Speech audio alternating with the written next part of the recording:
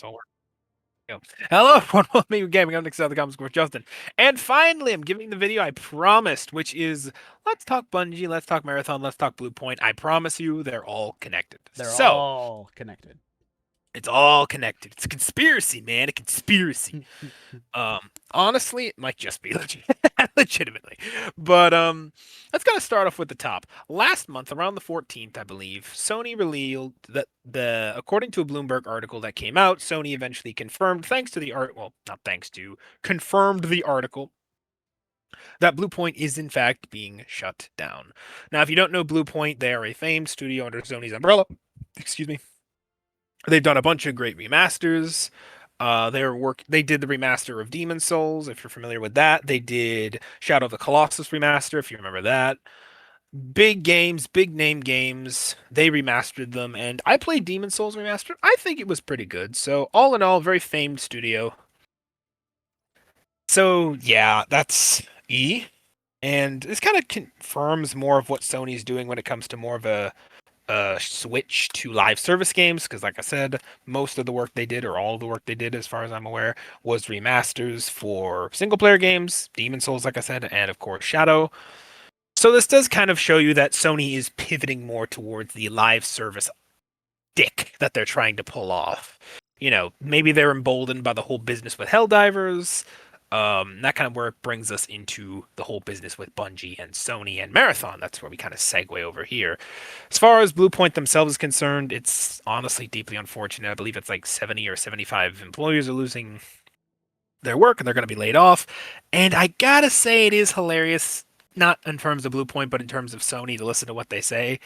It's basically we thank them so much for their hard work and devotion. Now get out. Now leave. Yeah, no, it's a little brutalist if you ask me, but tis business, I guess. Though I my mean, heart does go out to them. considering how things have gone in the gaming industry when it comes to layoffs, it is in a way kind of standard now. Weird to Yeah, say, but definitely. kind of It is. standard. Yeah, it's kind of sad to say it is kind of standard now that there's an almost apathy from management when it comes to it. It's like we thank you for your years of devotion. Now leave. Um, it's unfortunate, honestly. My heart goes out to them. I've been laid off before when COVID happened, so I know what that's like looking for jobs. I still know what that's like. Can't bloody get anyone to hire me, but hopefully they find more work somewhere else. But yeah, that's kind of the story of Bluepoint in a nutshell. We won't touch too much on that any further because, like I said, that segues over to Sony proper, Bungie, and Marathon, and Destiny's in there too, believe me. So, this kind of brings us back to where we are with Sony, because that means they are now shifting focus, like I said, to live service. And what's next on the live service docket for Sony? Marathon. And as far as Sony is concerned, it seems that they are pretty confident about it. I mean, we have investor tellings from the investors that, Sony is expressing confidence in the fact that, Marathon servers are taking feedback, and they're happy about the fact that Bungie is taking feedback. So it seems like they're fairly confident in Marathon's success window. And the big kind of make or break, at least most people thought, I personally don't, but we'll get to that, is the server slam. Because remember, right? Prior to this, Marathon was meant to come out a long time ago, was delayed, mostly because of the art scandal, and also because of the fact that prior to this, there'd been nothing but, closed alpha tests. Basically, people who were pretty much already into the Bungie Sony fan base, or Bungie fan base, their Halo players, their Destiny players, or people that are just covering their stuff in general. So I don't know, maybe they're more inclined to like it, and they've been brought over to Bungie to play the game, and they said it was decent. All things have improved apparently. They've been increasingly getting better feedback from that. But the server slam was the big make or break moment, right? Because this was the time when people outside of invite only were going to be able to play it, myself included. We covered my opinions in the last video. Go check that out. And ultimately, it seems numbers were good on the first day. Kind of fell off the second day. Supposedly, they only lost like 10,000 concurrent player count as the days went on. But you got to remember, this is also maybe the question of, was it because they went away so fast? Because most people thought, well, nothing's going to really carry over to the official release, so why would I bother grinding a lot here anyway? But all in all, the numbers seem to be decent. I wouldn't say great, but they weren't terrible as all things concerned, as far as I know anyway. So that kind of brings us to the actual server, or the actual release, which is, I think, tomorrow. Yeah, tomorrow is the recording of this on the 4th, so it'll be tomorrow on the 5th. And that'll, like I said, be, in my opinion, when the real make or break moment comes. Because you gotta remember, this is a $40 or $50 game, $60 if you're in, $30 game if you're in the US, and 40, $50 if you're, no, $40 if you're in the US, 50 if you're in Canada. Forgive me, my brain could not do conversions for a second. It's okay. So, that means that it's going to be that moment of, yeah, you like the game, but do you like it enough to drop 40, $50 on it? We'll have to see, right? Like, good current player counts during the server slam shows that there is interest in the game, but is there enough interest to actually buy the game? We will have to see, and that's what I'm kind of really going to judge. If it goes well, if it does, and kind of stays around for a while, maybe I'll play it. I have the money set aside, so maybe I will, but we'll see. So yeah, hopefully this goes well because as we mentioned before, Sony seems to really want live services to succeed, especially considering going back to Bluepoint, or not Bluepoint I should say, but Sony themselves, there was actually a cancellation of a live service God of War game. Don't ask me how the hell that was going to work. So clearly they're, something. yeah, they're trying to get into the live service as much as possible. And you got to remember this is originally what they kind of bought Bungie to help with. They wanted help making more live services, so we will see. And for Destiny, or Bungie, I should say at the very least, this is a make or break moment because they kind of cannibalized Bungie's, or they kind of cannibalized Destiny to make Marathon, which is not going over well. Which, on that topic, let's segue over to how things are in the world of Destiny. And everything's on fire still. Good to see that's not changed. Do you Jokes need aside, though, anything? Bring me soup. bring me soup. I don't even want to know where that's from, but It's a Family Guy segue. reference. Ah, I think I know that one actually now. Well, maybe. Anyways, segueing over to how things are in the world of Destiny. Yeah, I mean, there was a massive delay that was rumored to have been around for a while. Then Bungie eventually confirmed that there was a delay, and it was much worse than everyone thought. It was instead of not 1 month, not 2 months, but 3 months. So, yeah, this goes beyond kind of making way for what the release of Marathon, which everyone thought was the original plan for the delay. That might still be the case, but it definitely doesn't seem to be the whole case. Because, like I said, 3 months for one game, not even in the same genre, is a bit much of a delay. It's pretty big, pretty substantial. Yeah. Yeah, and again, not going too much into the weeds about that one, because ultimately this is Bungie Marathon, Bluepoint, that whole picture there. The grand scheme of this and the whole ultimate endpoint here is that ultimately this will cause player numbers in Destiny to dip even further than they are already. Which isn't good, because you gotta remember, until Marathon comes out tomorrow, this is their only moneymaker. Which is bad. So until Marathon You've starts only got making one money, goose, and you're yeah, trying they only to got make one a chicken. goose. I would say it's more like they only had one goose and they cooked one to try and feed the other. So, ew? Like, we'll see, we'll see. I mean, we'll see how good the monetization is, or maybe bad would be the operative word here. The monetization will be in Marathon, because, fun fact, Sony, or Bungie, both I suppose at this point, have revealed that Marathon actually won't have any paid DLC to it. It will all be free. There won't be any expansions, there won't be any, or paid expansions as far as I remember. And so it'll all be kind of what Warframe does, right? Where it'll be more of a pay for cosmetics thing, presumably. Though, again, this might change later on. So we'll see, like I said, if they can garner enough goodwill in the Marathon community to, cause recurring payments. But again, you gotta remember, Marathon is an extraction shooter, and a hardcore one at that, which means, best case scenario, even if this does take off, they probably wouldn't be getting as much money as they could have if they had just kept Destiny alive, and certainly not as much as Arc Raiders is right now. And even if they do get close to Arc Raiders, my best guess is they're never going to surpass them. Just because you got to remember, Arc Raiders is more casual friendly than Marathon is. Again, that might change, but judging by how Bungie's treating it at the moment, probably not. At least not for a while.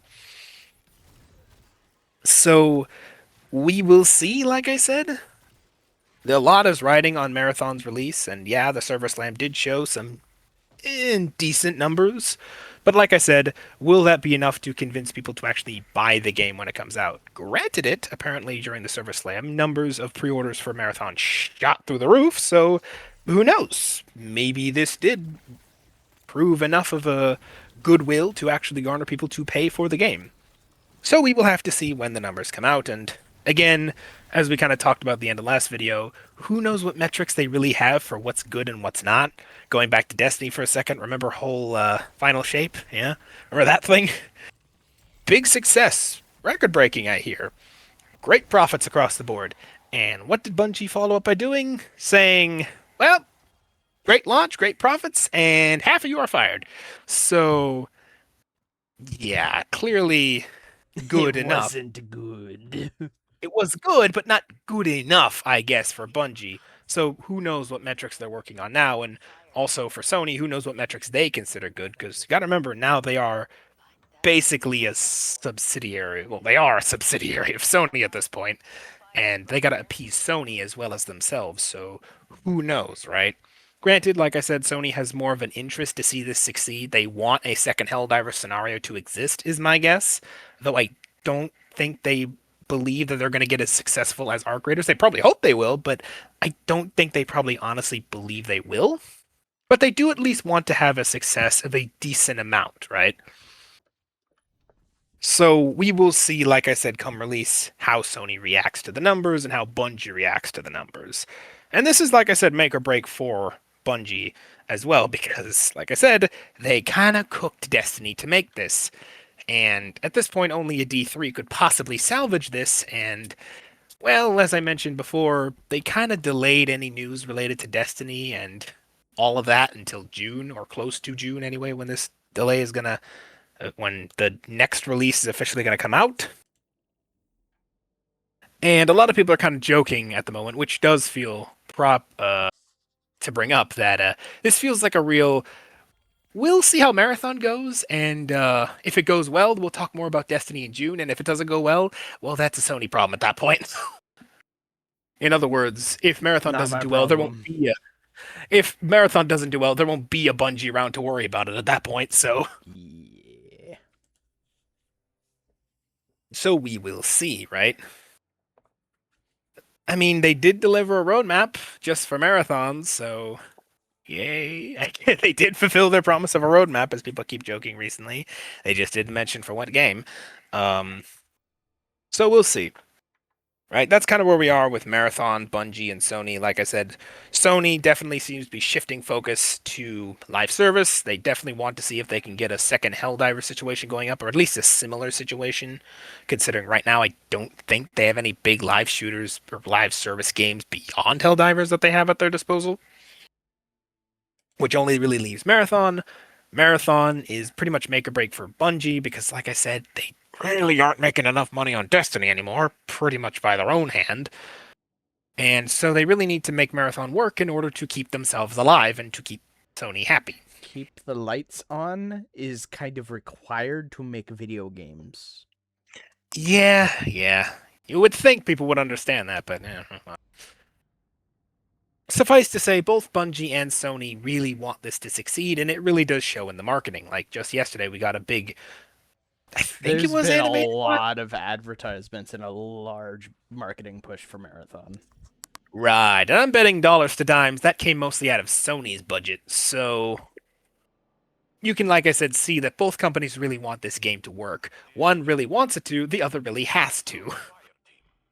So we will see. My ultimate opinion is I don't hold anything against. I don't want to say I don't hold against anything Marathon personally, but I don't want it to fail. In the beginning, I do admit I was filled with vitriol at the whole thing because of how Bungie treated Destiny to make Marathon, but honestly, after playing it and taking some time to think about it, I don't hate it to the point of, hey, I want this game to fail, because everyone loses at that point. Like we said before, if that fails, Sony's angry, Bungie's screwed, and Destiny is very likely cooked at that point beyond recovery. I mean, maybe Bungie will get that bought off by Sony, and Sony will hand that off to somebody else, but I doubt it. At that point, they might just scrap Bungie for parts, honestly, at that point. Because It remember, this wouldn't is turn also over well.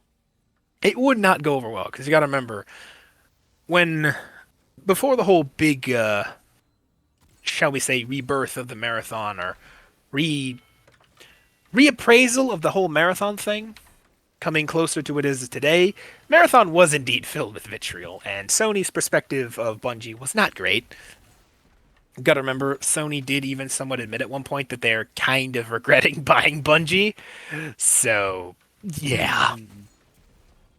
There's definitely a few at Sony who are kind of grinding their axe and being like, remember, if you screw up, it's I your head have an next. excuse.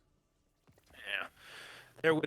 There's definitely a few executives who are definitely going to probably use that as a leverage to basically axe Bungie if this goes bad. So everyone needs this to succeed. So yeah, it kind of brings us to where we are. Blue Point's closed, Bungie's very much in hot water, and Sony is really grinding that axe to ensure to make sure they get another success, or hopefully they get another success. And the marathon comes out tomorrow, so we'll start seeing what those early numbers are like, because regardless if you play or not, Steam charts are a publicly available resource, so we can at least see how the login goes over the next few days, and we would not want this to be another Concord or another High Guard or No, anything like that. no, not like that. Granted, I don't believe it's going to be as bad as Concord, just by nature of it. Like, they seem to have gotten past the hump of bad PR, and there seems to be some desire to have this game succeed, and there does seem to be a decent amount of people who want to play this game. So, we'll see. Which is, hey, much better than Concord ever bloody had, so we'll see, right? Yeah, it kind of brings us to the end of this video. Like I said, kind of an overview of where everything stands right now for Bungie, for Sony, and I guess kind of for Bluepoint as well, right? Because they closed down, and you could see that maybe this is an indication of Sony's overall plan. So we can lump them in with kind of this overall report as is. And of course, where things stand with Destiny, which is the forgotten middle child at this point. We will see if they get the love they deserve eventually. I personally think leaving them to die to basically go work on Marathon was a very stupid idea, but I've covered in the past on this channel what I think of that and the reasons I think they did that. Spoilers, they weren't Not good. good. Not good. But again, we won't rehash that for the sake of brevity. But yeah, that's where we stand right now. Anything to add on this, Justin? Nope. That's everything I'm on. I think we're covered on both ends.